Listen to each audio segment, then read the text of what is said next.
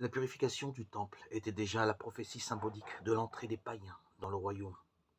Cette fois, Jésus proclame que leur entrée dans le mystère du salut tient au fait qu'il est la pierre rejetée par les pharisiens, érigée par la résurrection en pierre angulaire.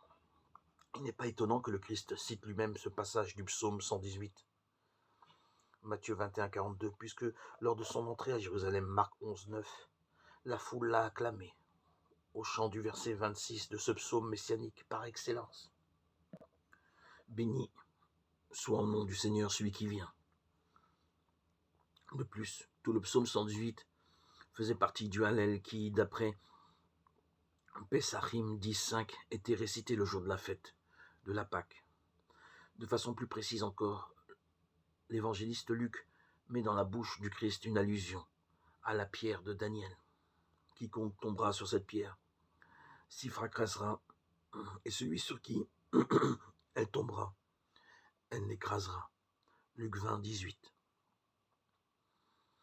Cette formule, elle l'écrasera, renvoie à Daniel 2, 44. Dieu par son peuple choisi vannera, écrasera, détruira tout le royaume de la terre.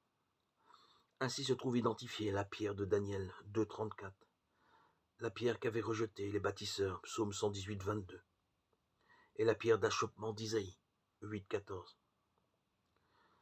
La pierre qui brise tout le royaume de la terre et en germe la présence du royaume qui ne finira pas.